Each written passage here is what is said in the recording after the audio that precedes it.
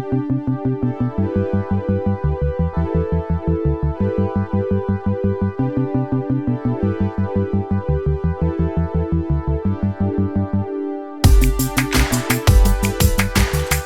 are we doing, everyone? Welcome back. It's the Shoal Weekly Podcast, Season 2, bringing you a whole new dose of film, TV, and pop culture. I'm your host, Joe, joined, as always, by Charlie and Ben. Not together. How you doing, mate? Good. Good. I interrupted you now, but go yeah, on. you probably did, didn't you? Sorry. It took all of 60 seconds, and we have our... We've already messed up. That's okay. My intro isn't scripted at all, so... obviously, we're not together this week, back in our humble abodes, but we've still got plenty of films lined up for you all at home to listen. So do hit that notification bell, drop us a like or a follow, and if you do have a film that you want us to break down, then please pop a comment in any of our socials or in the YouTube comment section, and we'll be sure to get it on the list. But of course, it's been a pretty good season so far. We've talked about Spirited Away, we talked about The Room last week, much to Ben's horror. So do go check out that one, because listening back to it's funnier than I remember. Recording it, I was just like, oh my god, this is going to be a nightmare to edit, and B, it's going to be cringy as hell. But yeah, it was so funny to do that podcast all together. It gave me a few chuckles editing it. Yeah, I'm not gonna lie to you, it was funny. Yeah, Ben with his perfect anti-drinking campaign that he can't even pronounce the word units. That was yeah. Drink responsibly, kids. This week we are going to be looking at the BBC's The Pursuit of Love. It's an adaptation of a 1945 novel. Charlie, you recommended this one. Again, it kind of fits your vibe. You do like those sort of coming of age, especially. I kind of get the sense that you're really into very strong female characters at the moment. Yeah, you really liked the two that were nominated at the Academy Awards, didn't you? Promising Young Woman. That's the one. And Pieces of a Woman. Yeah. See, that's why I can't remember the name of the show very easily, because I keep thinking, is it called Pieces of a Woman? Is it? You've recommended so many strong female stories to me recently. Not complaining about it at all. The Pursuit of Love is fantastic. You can go and check it out right now on BBC iPlayer. It's only 3 parts, so if you've got 3 hours to kill over a weekend, really easy to bash out. I think it's one of those that's like probably intended as a film, but like they've had to break it up into like episodic parts. Yeah. But we'll get onto that, I think. Yeah, absolutely. Ben, what have you been watching this week? So following on from last week and the week before, I am now on Castle Season 3. Hey. Wow. Yeah. Slowly getting through it. Yeah, getting through it. There's 8 seasons. Yeah. It's wow. epic. Yeah, I'm going to be on this for a while. This whole season of Shoal, you're just going to be you're getting through that a season of that a week. Yeah, I'm not even going to ask you next week. I'm not even going to bother. I'll make sure I bring something else to the table. No, it's so good. Honestly, it's absolutely brilliant. I can't put it down. But yeah, that's me. How about you, Charlie? What have you been watching?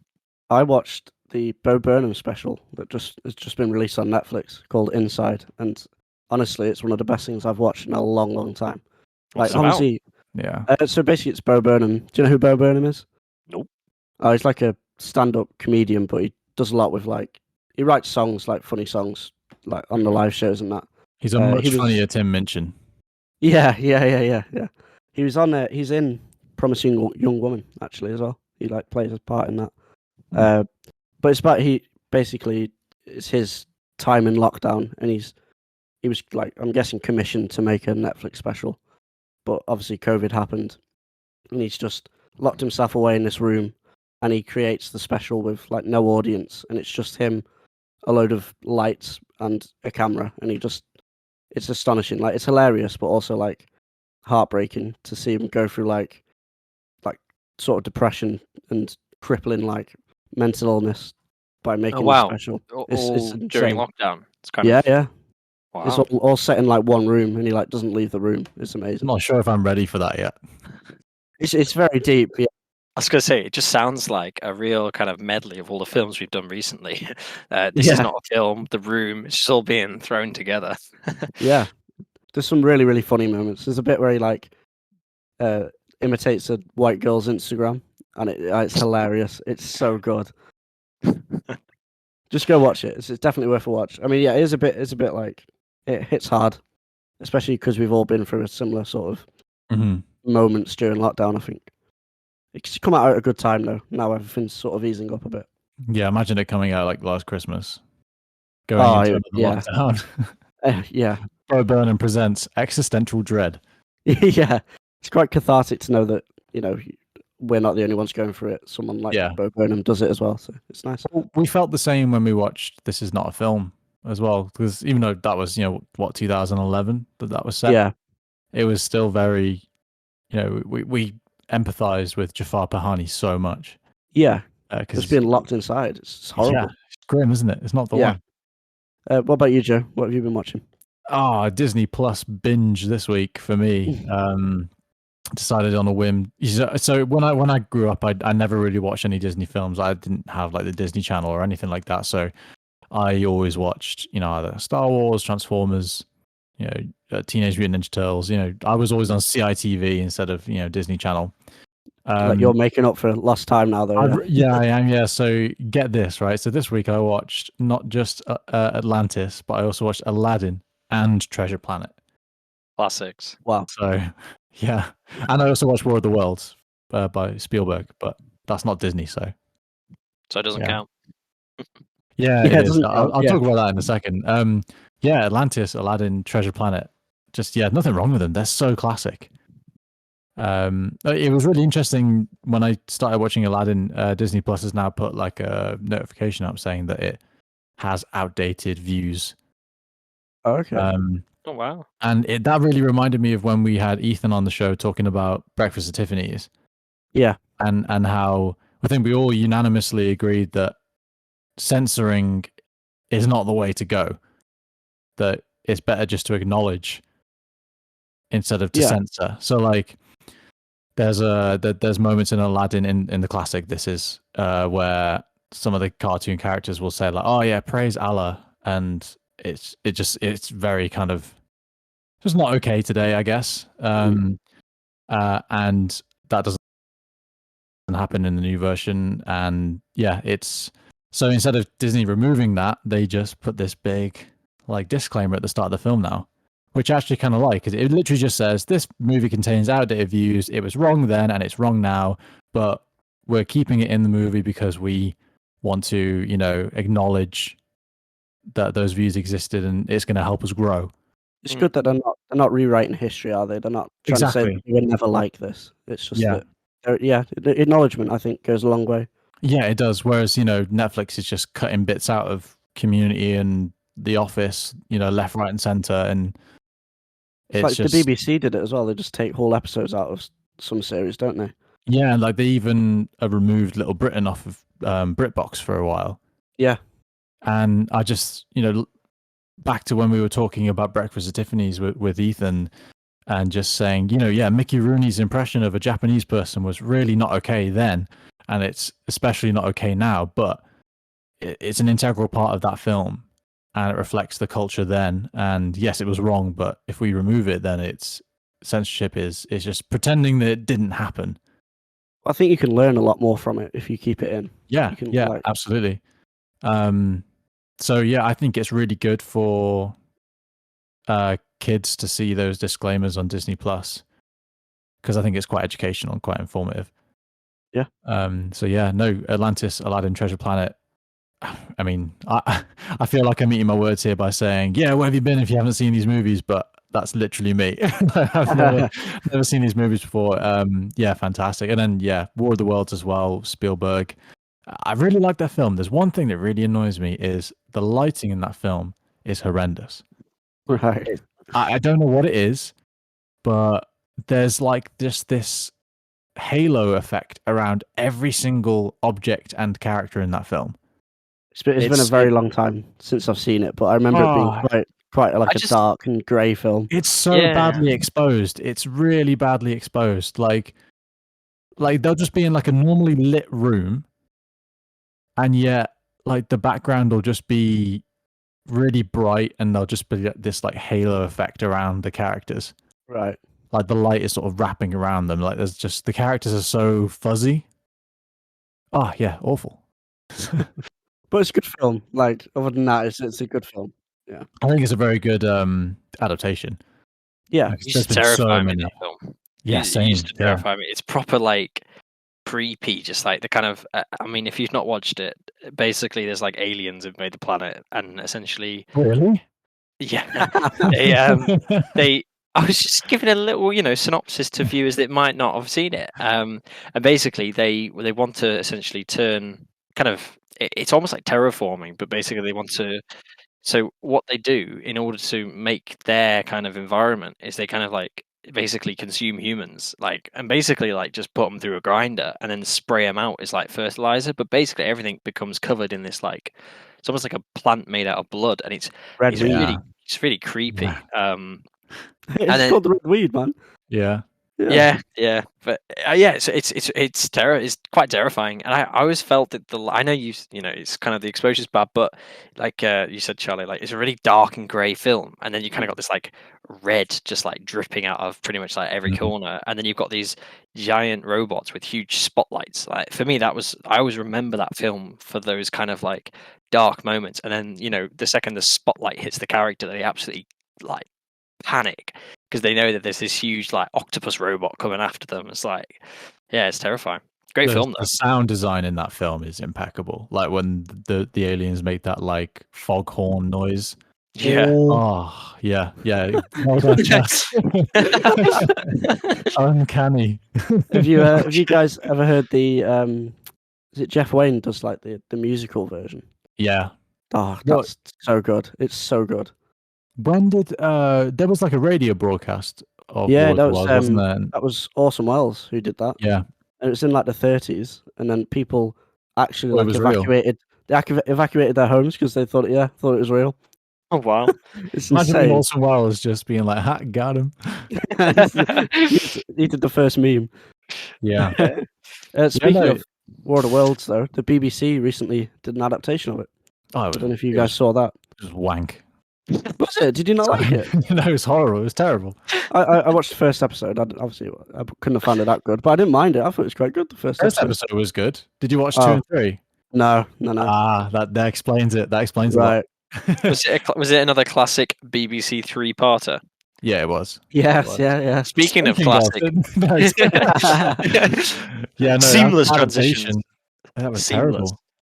terrible.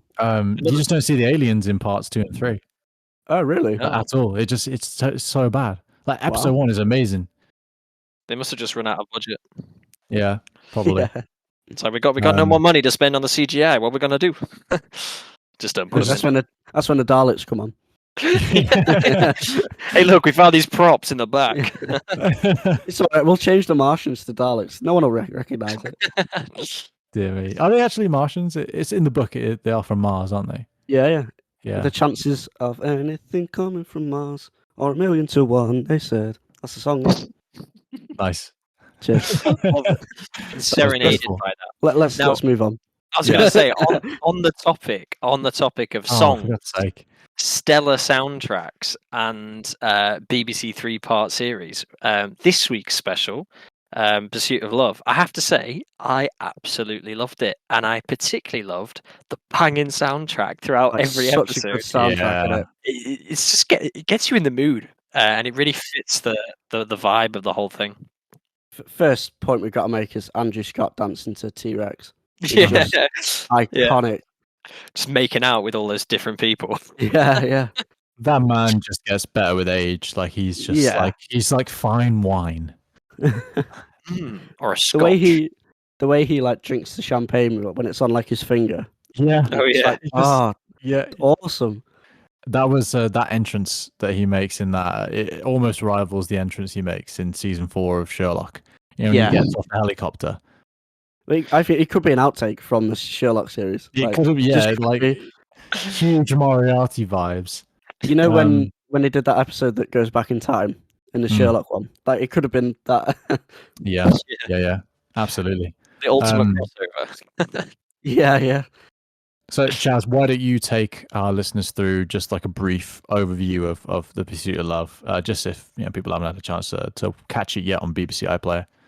Yeah, sure. So it follows two two characters mainly, one called Fanny and one called Linda, and it's basically starts like late 20s, does it? Yeah, Late 20s, yeah. early 30s, around there, and it follows them growing up in a big posh estate in England somewhere. I think it's like Oxford, and the father of Linda doesn't let them out of the house essentially, and doesn't believe in educating women, and it forces Linda to pursue love wherever she tries to find it, and we basically follow her until the end of the Second World War and her pursuits. And spoiler alert, she's absolutely batshit crazy. I don't know if she's crazy. It's a bit psycho. Not gonna lie. Do you Kinda got reckon? Is psycho that what you got from it? I don't know. She's just like she was always like crying or laughing, and like even the first scene where she gets like bombed, and she's just like, "I fell through the roof." It's like, whoa. I feel like I'd have the It's like, same reaction. Yeah, yeah. Like, Sure. oh my god, I'm alive. Like I just got bombed on and I'm not dead. I'm gonna absolutely wet myself laughing. You'd be like jubilant, wouldn't you? Because you're still alive. Jubilant. Oh, what a word. Jubilant. Yeah, I just thought she was just a bit crazy. I mean, don't get me wrong, I loved it. It was so much better than I thought it was going to be. It really took me by surprise. Especially That's Ben's way of saying Charlie recommended something he likes. yeah. Pretty much. It wasn't too out there. No, it was amazing. I actually particularly liked Dominic West's performance as well. It was amazing. Everyone's favorite racist uncle. Yeah, he just cracks bullwhips on the lawn at dawn. with like the stereo going in the background. It's a bit of a vibe, though, wasn't he? He was. Yeah. Apart from the racism and the misogyny, but yeah. It was funny though because I thought it was not funny, right? You can't say that. No. I thought it was a very clever way of portraying a character who clearly was intended to be racist because they were written as a racist character back in the 1920s when the book was written, or 1940s when the book was written. But it was a very clever way of kind of modernizing and bringing it to TV. So so it kind of was, the impression we got was he was racist, but it was mainly in the script and everything. It was, I hate foreigners, and there was a huge emphasis on I hate the Huns, and didn't you know I bludgeoned 8 Huns to death with my trenching tool. Yeah, and it's mounted on the wall and it's got a bit of hair on it. It was just a really brilliant way to kind of actually be. It was just a great character, and there's a scene in the first film when at the very end, and he's walking with the pretty boy, the blonde, and he's like, is it? Yeah, and he's like, "Oh, you should invest in the Americas, old chap." And he's like, "Good God, no! I hate foreigners." It's just like, I thought it was a very clever way of bringing that character to life without like kind of devolving him into like a caricature. Like it was good. I liked it. I think that brings me on to my first talking point that I want to put to you. So, the book was written in 1945. So, the novel to readers then, to those contemporary readers, it would have been very contemporary. It would have been quite revolutionary, I suppose. Yeah, and it wouldn't have been a period piece. Like, we're talking about it, obviously it's a period piece to us, but it was written in 1945, and we're going to talk about it a lot later, but Bridgerton is a lot more modern. It was written early 2000s, and that's definitely a period piece, and it's a lot more modern.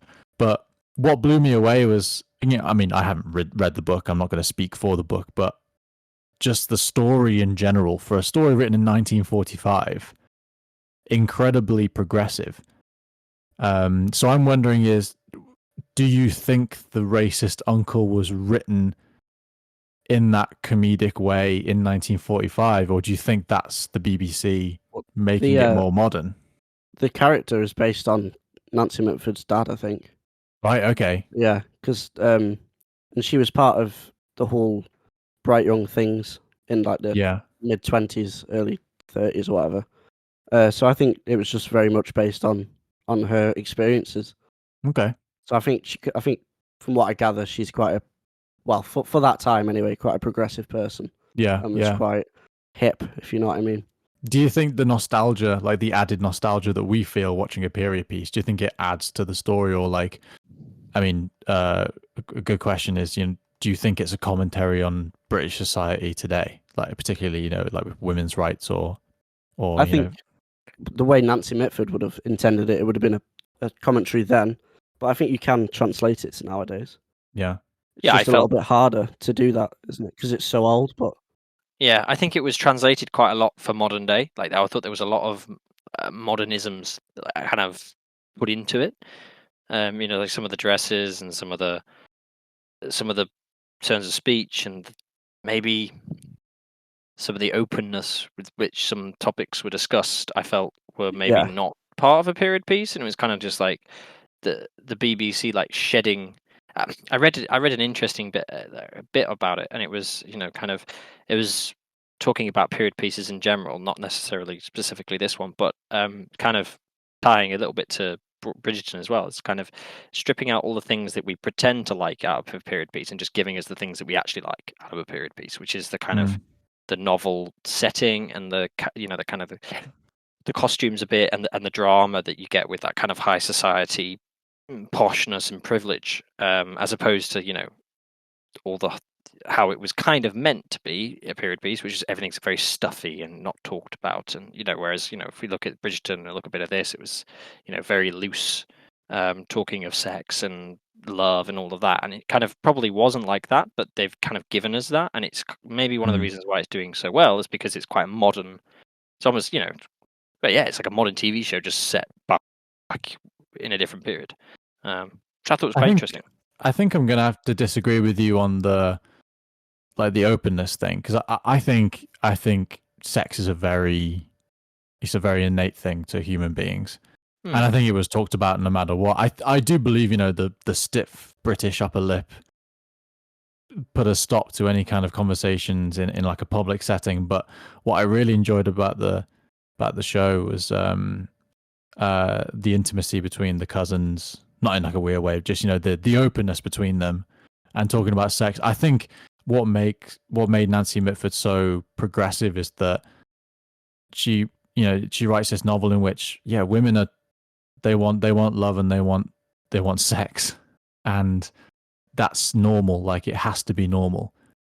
back then, like, to talk about wanting sex from a woman's point of view wouldn't have been a popular opinion, would it? No, it wouldn't have been, and I think talking that's about love, it would have been, but I think the search for sexual desire, especially on Linda's part throughout the whole series, is quite progressive. I think it's still a conversation that's like really ongoing now. Yeah, definitely. Like, Yeah, don't get me wrong. I'm not saying like it definitely, like you said, it has to be a conversation and all that. But I mean, just for something that was trying to be a period piece, it just felt like I think it was pretty early on in the first episode when she's like oh, every time I think of the Prince of Wales, I masturbate. I was kind of like, same. would that have been a line? I was just like, would that have actually been a line written like that somebody I think said between in the 1920s? I do. I think between two 17-year-old girls in private spaces. Yeah, fair enough. I think absolutely. Like, it's obviously things have progressed since then, but it's no different with like me and you in private talking about something that's taboo nowadays. Like, I don't know. I mean, nothing's really taboo nowadays that much, but talking about say like having a conversation about recreational drugs, you're not going to do that in front of your parents or like in a public space, are you? But you might talk about your experiences or your desires with experimenting with recreational drugs with a friend in private. And I think the same was going on 100 years ago, where women who were so oppressed, and you got to remember the 20s was like peak suffragette era. I do think women were in linen cupboards talking about masturbating to the Prince of Wales. I do, and I think that's why I really liked the show and why I didn't feel out of place, because I felt like for the first time I was seeing a real period piece from the BBC instead of this kind of Downton Abbey facade. Which is funny that Lily James is in both of those. Like, yeah. Maybe the common theme here is Lily James. Her performance was stunning. It was so good. She can't run though. What is Can't that? What? run. Just Can't- the whole there was so many scenes in the first episode, like when they're running away from their uncle who's hunting them, by the way, with dogs. That was That was so funny. it was so wild, and like her running away when her cousin visits because she's crying, and it's just like her running. It just made me laugh. I was just laughing out loud. It's just the way she was like trundling along. It was so funny. But anyway, she can't Yeah. run. Great performances, though. I agree with you there, Chaz. Another question for you guys then. We mentioned Bridgerton briefly twice in the past 10 minutes. Do you think that this is a kind of response to Bridgerton? Because Bridgerton's completely taken popular culture by storm. Even people who don't enjoy period pieces, like it's just amazing all around for people. It's so popular. So I've not seen it, but from what I've heard, it's a bit more fantastical in its presentation, isn't it? It is. Yeah, you could say that. Yeah. But if I think, for me, the reason why it does just strike me is kind of like it feels like the BBC's way of doing Bridgerton, kind of, because the BBC is no stranger to period pieces. You've got Downton Abbey, which has been running for years. They made a film a couple of years ago. They're making another film coming up. They've done Pride and Prejudice, haven't they? Pride and Countless Prejudice. times. Yeah, Did, but they've done. Didn't they do Brideshead Revisited a few years ago? Yeah, Or yeah, back in like the 80s as well, didn't they? I think. yeah. Yeah. So, So they've done it loads of times, but it's always been the same kind of period piece. Whereas this time, it was, it was more like Bridgerton in the fact that it was so open. Kind of throwing back to the conversation we just had, it was so open about, this kind of the sexual nature that, just the drive that the girls had to find it and find love, and it just Mhm. felt a lot more like kind of modern, a bit like I know Bridgerton was kind of like fantastical. It was a lot looser with history. This was Yeah. definitely a little bit more period accurate, but at the same time, it still felt the same vibe. There's still modern music being used within the within the scenes. For example, we talked about it earlier. Andrew Scott with his entry to T-Rex. It's just like he was dancing in tune to that. So it's like, are we meant to believe that they would be hearing similar music? It was kind of trying to do a little bit of that twisting reality. what I got from that is that, like, to make us feel like what we're watching and the experience of the characters are new, that the music has to be contemporary for us, as Mhm. the music they were hearing would have been contemporary for them. And so it gives you the feeling that you're there with them. Whereas if you're having like some jazz next to it, it's like, well, it's not really the same for us in contemporary world, is it? To think of jazz as like this new hip thing to like, whereas I don't know, well, T-Rex isn't new, is it? But it still has that sort of, So contemporary, isn't it? yeah, it's like it has a coolness to it and a bit Yeah. suave to it, doesn't it? Suave. Suave. Yeah. Also, I New think- Order. There's a New Order tune in there, so it's already sick. Yeah. Yeah. There we go. Chaz, the world's #1 New Order fan. Oh, I don't know about that, but yeah. There's one aspect about The Pursuit of Love that I think really excels for me, and that's in the casting. I want to word this right because I don't want to get in trouble. But the casting is very accurate to a proper period piece. In the and I think this is vital, A, because of when the novel was written, and I think B, I think it's more progressive than something like Bridgerton. And it relates back to what I was saying before about Aladdin and disclaimers and censorship. So, Ben, you said that Bridgerton's very fantastical. And so, Chaz, you haven't seen Bridgerton, but it's a very it's a very racially blind casting. right, okay. So the main character, Daphne, falls in love with the Duke of Hastings, and the Duke of Hastings is portrayed by a mixed race actor. Right, okay. Which I think works really well for Bridgerton because you can suspend your disbelief, and also the source material was written in the early 2000s. It's not, and I think it works for that. And what I'm really not glad's the wrong word. What I'm really what I really enjoyed about The Pursuit of Love is that, similar to how Disney has put in disclaimers at the start of its old movies, is that for our listeners at home, the Pursuit of Love is almost entirely it's a white cast, which for a period can either be very accurate, but obviously in this day and age, that can be problematic for some spectators. But I think having those characters like the racist uncle, it just wasn't sweeping it under the carpet. At least it acknowledges it. Yeah, That's yeah. what I So like about it.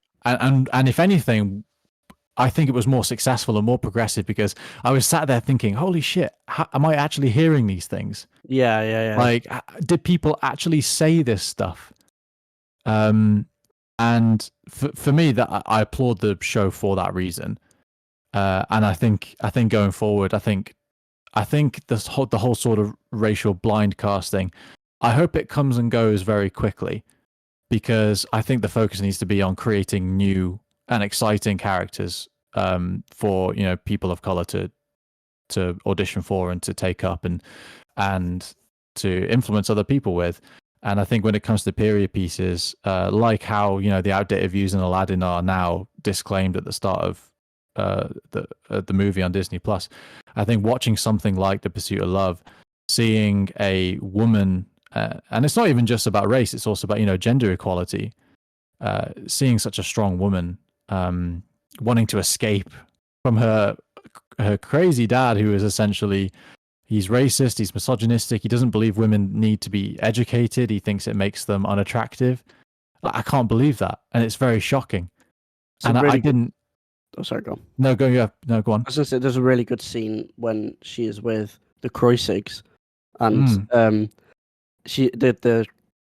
guy's dad has bought her a necklace, and he said you need to use it to impress very important people, and then it like the camera pans to like a politician, and it underneath it has like a title that says very important person, and he's talking about how like he shouldn't, like, poor people should just earn money, like it's not that hard, and then but it doesn't shy away from them. It like tackles the subjects pretty full on.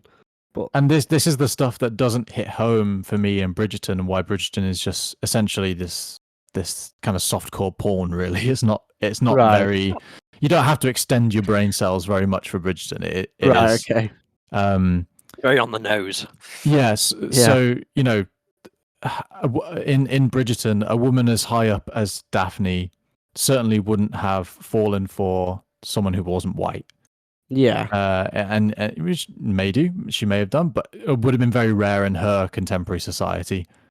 Would have been frowned upon by the elders, wouldn't it? Yeah, I think Eventually, also there was a mixed race actress playing the Queen as well in Bridgerton. Oh, right. So obviously it's completely racially blind, which again I think fits Bridgerton, but it does just kind of, when I was watching Bridgerton, I was kind of thinking, yeah, okay, but this is really taking me out of it and alienating me, because I'm just thinking to myself, like, this is really not realistic at all. Like, and if anything, I want to be reminded of those issues, because it helps me grow as a person. It helps to be educated and to be reminded. And I think there's maybe just. I think it maybe just comes back to what the goal of a certain, of what each show is trying to do. So for me, I thought Bridgerton was just about telling the story, and just it was providing like just a classic love story, but with a kind of a modern twist, a modern flair, and like you said, like racially blind casting, and just kind of keeping it. It fit in with contemporary society really, really well, which is probably one of the reasons why it did so well. It's because everyone, could see themselves over the Duke. Yeah, well, everyone could just, it was, a lot of the criticism, is that there's not enough diversity in casting, and that children and young teenagers can't relate to characters on screen. And I thought that if anybody wants to become a porn star, you've got all the relation you need. It was all over. Wow. No, I'm not kidding. Yeah. It was pretty horrendous in terms of like just how much gratuitous sex there was. I mean, it was great to watch. Don't get me wrong. It was very entertaining, but I think the two are quite different. Bridgerton felt more just kind of like it was just telling it was just an adaptation of the book, and it was just there for your enjoyment. Whereas this felt a little bit more. It was kind of like maybe trying to just touch on slightly deeper issues. It was actually trying to bring and get you thinking and just bring stuff to the forefront. So yeah, I think you just have to ask the question: is what is this show trying to achieve, and what it is? And I think they're definitely different, which is probably why I think in answer to the original question, is this a response to Bridgerton? I'd say it probably isn't. I would agree with you, Joe. Yeah. And so it is trying to do something else. And that's why I think it was so refreshing for me, because it is hard to find something that kind of shocks you now. I mean, everything's either very progressive or it's very safe. There's kind of there's no in between anymore. And I think it shocked me that I was watching this and it was progressive, but in a more challenging way. Yeah, and I think it just felt very fresh to me to see that for once. I mean, don't get me wrong. I think racially blind casting is a very, very powerful progressive tool. I mean, one of my favorite musicals is Hamilton. I don't know if either of you have seen that. No. Not yet. No. On the list. It's on Disney Plus if you want to check out the 2016 Broadway recording, but it's a fantastic musical about the birth of America, basically. Right. And so all the founding fathers are in it. It's obviously about Alexander Hamilton and his wife and George Washington and Thomas Jefferson and the War of Independence against the United Kingdom. Yeah. And it's a completely racially blind cast. So George Washington is black. Obviously, Lin-Manuel Miranda plays Alexander Hamilton, and Lin-Manuel himself, he's Latin American, and believe it or not, Alexander Hamilton was actually Cuban. So yeah, I love that musical, and I think something like that, again, you can suspend your disbelief because you want it to be so educational. Like if you're watching a 3-hour musical about the founding fathers of America, there's honestly so much information in that musical, and it's all through rap and R&B as well. Okay. So it's not like a traditional musical in that sense. It's all a lot of rap, and so it's a lot of information in 3 hours. And so when I'm watching it, I'm like, I don't give a fuck. Like what anyone's skin color is. This is amazing. This is entertaining, and it's informative.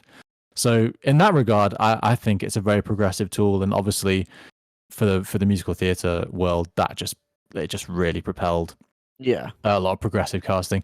Good. But yeah, then on the other foot, I think back to what I said before. I think with The Pursuit of Love, it was quite refreshing to. I don't know word that in the wrong way. It wasn't refreshing to see an all-white cast. It was refreshing to see an all-white cast acting in a very accurate way, in a means to shock us and to educate us. And again, that then becomes in itself quite progressive. Yeah, because but in a different way. Yeah. So yeah, two sides of the same progressive coin, hopefully. But what was really interesting is that The Pursuit of Love actually didn't get very good reviews looking online. Really? Yeah, a lot of people criticized the script for it being kind of style over substance, which brings me to another question that you've written here. Is Chaz, do you think that in any way, shape, or form that it's a Wes Anderson ripoff? Because I saw that a lot online. Yeah, that if you go on Twitter, you'll see a lot of people slating the series for it. Yeah. Copying pastiche of Wes Anderson's style, I suppose. Yeah. See, when I first watched it, I was looking for it, which annoyed me a little bit. Like, I wish I hadn't seen. Was it distracting? Comments. Yeah, because I was like, well, it's not really that Wes Anderson. Yeah. I mean, you've got like the title cards that come up and the way that each character's introduced with like their name underneath them, and then when the bolt is introduced and she like gets off and drives in the car, like that's very Wes Anderson. But other than that, I don't think it takes away anything from the series. In fact, but also like, since when do directors own like styles? Yeah, like like you wouldn't say like a continuous shot is copying Alejandro Inarritu, would you? Really? Yeah, you wouldn't go to an IMAX showing and be like, "Oh, this is just bloody Christopher Nolan, isn't it?" Yeah, exactly. Like it annoyed me because I was looking for it, I think. Okay, so it was quite distracting. And then when I thought, yeah, all right, it is a little bit Wes Anderson inspired, it didn't ruin it like people were saying it did. Mm-hmm. Unless it was like 12 frames per second. yeah, and it was animated. Yeah, yeah, Yeah.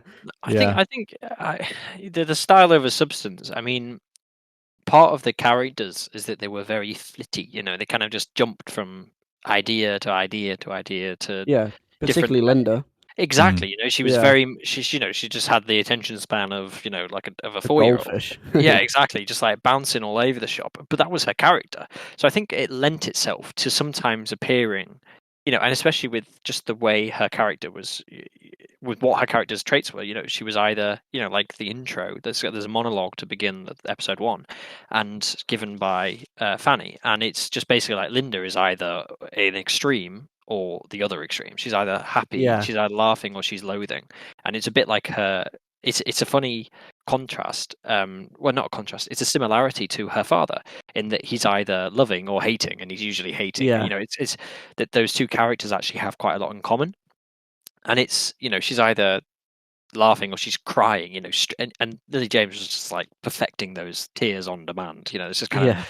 it pans away to a different character and it pans back, and she's just like in floods of tears, and it was. I think that was just the characters. That was just the way the script told the story, and I think it worked really well. I really enjoyed it. But yeah, I saw a lot of those reviews as well, Joe, where it was just like, why was it so wishy washy? It was like it's kind of meant to be, wasn't Yeah. it? I think that style of filmmaking is how the characters, if they were real, would see themselves. Like they'd want to be framed in that particular way. It's like very Yeah. narcissistic the way it's filmed, like the way the angles and the filters and that you used and the color of the film. It's like that's how the characters would want to be seen. Yeah, I think also the fact that it's all told from the perspective of Fanny as well. I think in Yeah. that sense, if it's meant to be like this memoir, then surely her memories are exaggerated in some respect. So, like, I mean, Dominic West's character, the racist uncle, I got a sense that was very, very exaggerated in a lot of ways. Yeah. Like the whips at dawn and all that. Yeah. Imagine, So like, that's still my favorite thing about that whole series. like he just did that, say, like once or twice, but in a memoir written 30 years later or something, like Fanny's obviously been like, it was a very bloody morning. Yeah. He was a nutter, he was so racist, and yet he only made like one racist joke or something. But yeah. no, And I yeah, like to think that the entrenching tool wasn't on the mantelpiece. It was just like he showed it to her once or something like that. Yeah. and she was scarred for life. Yeah. Yeah. No, I think that's a good theory. I think we've figured out all the bad reviews. They just didn't get it. They just didn't get it, Chaz. They're just not on our level, you know. No. Our IQ is just so much higher than theirs. Yeah, combined. Fuck the Guardian, man. No, the Guardian gave FAI. it. The Guardian gave it 5 stars. Oh wow. Yeah, Okay. the Oh no, we Guardian like is- the Guardian. We like the Guardian. The Guardian gave us Citizen 4, man. We can't hate on the Guardian. If the Guardian wants to sponsor our podcast, It's please up. do it. Please. Yeah. But yeah, no, I do think that the fact that it's from the perspective of Fanny, I think lends a bit of caricatureness, if that's even a word, to It is now. to it. It is now. There we go. IQ. IQ 1000. Yeah, I do think that some of the characters are kind of caricatures and sort of cliched of themselves, which isn't a bad thing at all. I mean, again, look at Wes Anderson. Look at something like the Grand Budapest Hotel. Yes. That's told from the perspective of a journalist / novelist who meets Zemo at the age of like 80, who then tells him the story from 60 years ago about all of these characters. And every single character in the Grand Budapest Hotel is cliched to the max. So yeah, I think bring on the Wes Anderson comparisons, because I think that's a compliment to the creators of The Pursuit of Love, really. Well, I think that is wrapped up there. If you do want to go check out The Pursuit of Love, we really encourage you to. It's a great series, and it was quite refreshing to watch something so new. I'm pretty sure Chaz is happy that Ben actually liked it. So glad you both liked it. My absolute fear was like coming on here today and you both being like, That was fucking garbage, Charlie. Why did you make us watch that? Just give it a few more weeks when you pick the next one. I'll bottle it all up. Yeah. All right, yeah. Obviously, thanks for all listening at home. You can go and subscribe to our YouTube channel. It'll be on there. It'll also be on Spotify and Google Podcasts. Anywhere you can find podcasts, really. So do give us a follow on those platforms if you can. We do have socials on Facebook, Instagram, and Twitter. That's at Shoal Media. So if you've got a film that you want us to break down, head on over to one of those. Send us a message, leave a comment, whatever your heart desires. We will be back next week. We'll be talking about another film. Haven't decided that yet, but do stay tuned to the socials. That'll be up pretty soon. And some exciting news coming your way as well about our summer festival. If you missed our last festival, we did it on the Academy Awards, or the greatest Oscar winners of the past 50 years. So we've got 3 episodes on that back in And a April, special. and we had the live the sort of the Oscars reaction to the 93rd Academy Awards. So go check out that whilst you're waiting. But we will have some news on our summer festival, which, if I can give a little bit away, it's going to be very very summery and very British. Yeah. So yeah. Stay tuned for that. Anyway, this has been Joe from the Shoal Weekly Podcast with Ben and Chaz, and we will catch you definitely in the next one. Thanks.